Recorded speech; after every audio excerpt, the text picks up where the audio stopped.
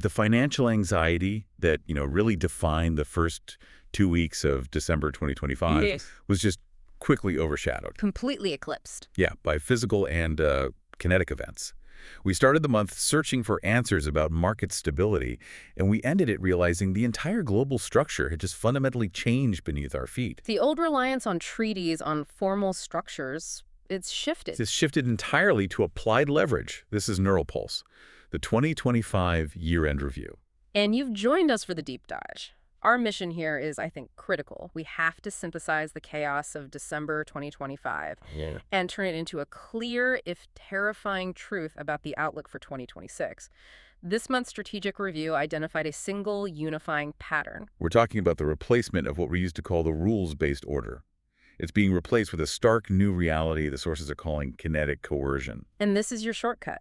This is how you understand why the global rulebook, as you knew it, is now obsolete. And more importantly, what replaces it. We're going to connect the geopolitical confrontations, frankly, the absurdity in the financial markets, and the escalating cyber warfare into 3 unified dimensions of change. For you, the learner, this means understanding the 3 pillars holding up the world aren't just weakened, they're being structurally redesigned right now. Okay, so let's unpack that first dimension, the death of diplomacy. The defining feature here seems to be a complete pivot. A pivot where physical force is actively overriding international law, overriding established norms. A brutal summary. It is. Diplomacy is now purely transactional realism. It's not about the elegance of a treaty anymore or some shared respect for multilateral norms. No. The only thing that matters now is the immediate physical capability backing your demands. If you can enforce it, you get to write the rule. And the most jarring example from the source material has to be the U.S. Navy in the Caribbean. The key takeaway, for me, is what they didn't do. Right. They skipped the diplomatic channels entirely. They didn't wait for the UN. They didn't push for more economic sanctions. Which would have taken months. Exactly. What they did instead was utilize a legal mechanism designating cartels as terrorists to create an immediate military justification for kinetic action. And on December 23rd and then again on the 29th, the Navy began physically seizing Shadow Fleet oil tankers right off the coast of Venezuela. Okay, can we pause on that? The Shadow Fleet, for our listener, this isn't just regular shipping, is it? No, not at all. The Shadow Fleet is this global pool of elderly, uninsured, often deflagged tankers that operate completely outside of standard regulatory oversight. I see. They're used for opaque shipments, sanctioned oil.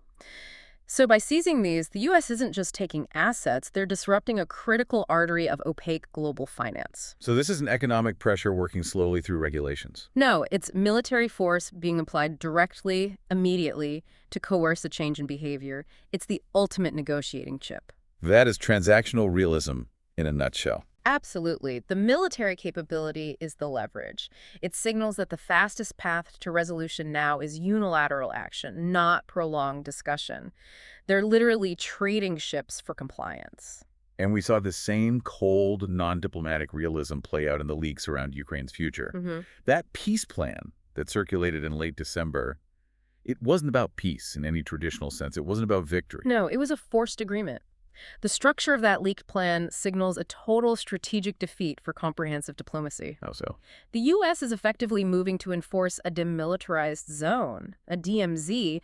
Analysts are now, and I think correctly, calling this the Korea model. And help the listener understand the implication of that model. Why is the Korea model such a damning critique of global diplomacy right now?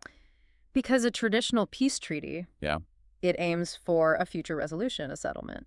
The Korea model, though, is what you'd call peace through exhaustion. Peace through exhaustion. It's an explicit agreement to codify failure. You freeze the lines of confrontation in place, you acknowledge that territory is ceded, and that the parties just lack the political will or capability to negotiate a genuine, lasting solution. So it's a permanent fracture, not a healing process. Exactly. It's saying we stop shooting now and we just accept the damage. And structural collapse. Yeah. That's the first terrifying truth we're taking into 2026. And if diplomacy is now purely transactional, backed by the ability to seize tankers or freeze front lines, then the next logical victim is the financial system itself. Right. Which brings us to the second dimension, the economic trap. And this is defined by this profound, almost illogical disconnect between the market narrative and the grinding reality of the global economy. This is where the numbers just become dizzying. I mean, irrational. December 27th. The S&P 500 hits an all-time high of 6,932. 6,932. That number is insane, especially given the geopolitical chaos we just talked about.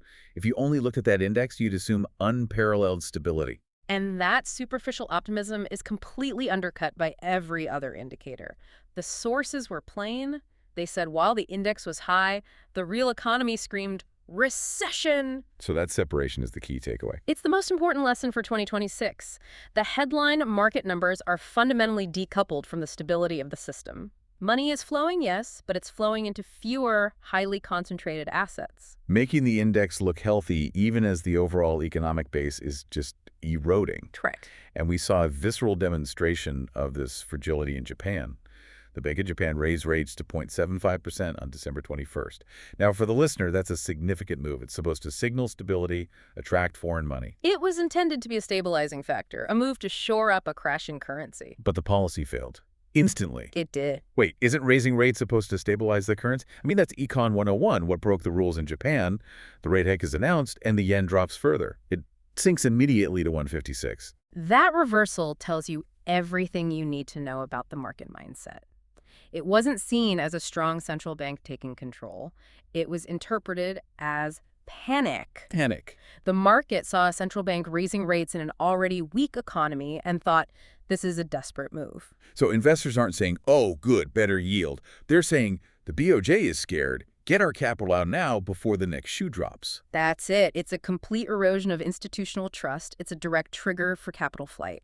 The old roll rates go up, currency strength is broken. And the new rule? The new rule is, if a central bank shows its hand, and that hand looks weak, capital flight accelerates because the market assumes the underlying economy is much weaker than anyone is admitting.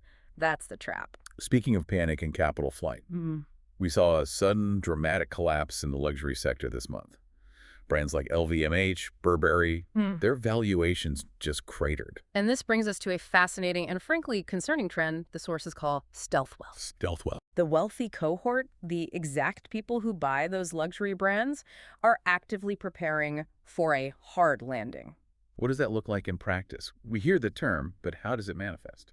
It means they're signaling their expectation of severe economic volatility, social unrest, maybe increased taxes, so they're shifting away from conspicuous consumption. Which fuels brands like LVMH. And they're moving into assets that are harder to track, harder to tax. We're talking about selling jets, avoiding highly visible property, moving wealth into private equity, untraceable commodities, non-public funds. They're actively decoupling their wealth's visibility from the public system. They're creating their own financial DMZ. Going dark to prepare for an uncertain future. So the wealthy are going dark, diplomacy is going kinetic. And that brings us to the third dimension, which might be the most concerning for 2026. The invisible war. Yes. If finance is disconnected and diplomacy is armed, the foundation, our systemic cyber and physical infrastructure, becomes the primary target. Stability is definitively an illusion here. Cyber-physical infrastructure is the new frontline. The sources confirm that the kinetic coercion and the economic traps we just discussed are running parallel with a massive unseen assault on our foundations. Let's start with the attack in France. This happened at a highly sensitive time. A massive cyber attack hit La Poste and French banks, specifically during Christmas on December 26th. This was textbook cognitive warfare, the strategic choice of target. I mean, postal services delivering gifts and goods and banks handling money, combined with the timing over a critical emotional holiday. It was deliberate. Absolutely. The goal wasn't just stealing data or money, was it? Not at all. The goal was to maximize psychological impact, to break public morale, erode trust in the very systems that underpin daily life. If you can't trust the post office to deliver your gifts, if you can't access your bank, then you question the competence of the state itself. The destabilization effect is huge. And while that was happening, security analysts were discovering these critical digital backdoors, pre-positioned to compromise our most sensitive infrastructure globally. There were two major findings at the end of the month that, when you combine them, really confirm our systemic vulnerability. The first. First, Chinese malware, which they've termed Brickstorm, was found pre-positioned deep inside VMware servers. And for context, VMware runs massive parts of corporate, government, and logistical infrastructure. This is not small. No, it's huge. Brickstorm is persistent malware designed to maintain access long-term. But the second threat confirmed the perimeter was also compromised.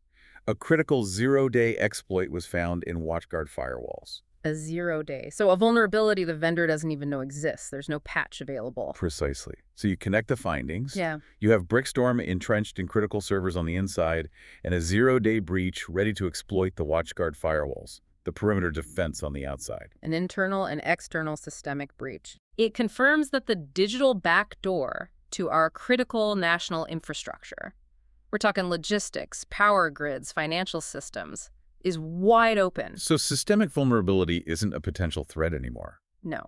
It is the confirmed condition of our infrastructure heading into 2026. The invisible war is confirmed, and it's already in progress. Okay, let's try to synthesize this for you. Whether we are discussing naval ships being used as negotiating tools or interest rates causing immediate capital flight, or these sophisticated server attacks designed to shatter public trust. All of it. All the events of December 2025 point to a single structural realization. The old rulebook is irrelevant. It's irrelevant because the structures it governs are already breaking down. The time for ambiguity is over. The new strategic rules for 2026, which you must internalize, are brutally simple. Go on. First, force overrides law. Treaties, formal structures, they don't matter. Physical capability and kinetic action are the only real currency of diplomacy. If you can take it, you keep it. Second, disconnect. The stock markets are fundamentally decoupled from ground-level economic reality. You cannot trust them as indicators of stability. The high number is a lie. And the third. And third, vulnerability. Our cyber-physical infrastructure is confirmed to be the primary target and the critical weakness. Stability is an illusion when the unseen war is already inside the gate. That is challenging but necessary clarity to face the new year. Which raises one final important question for you, the learner, to really mull over as you go into 2026.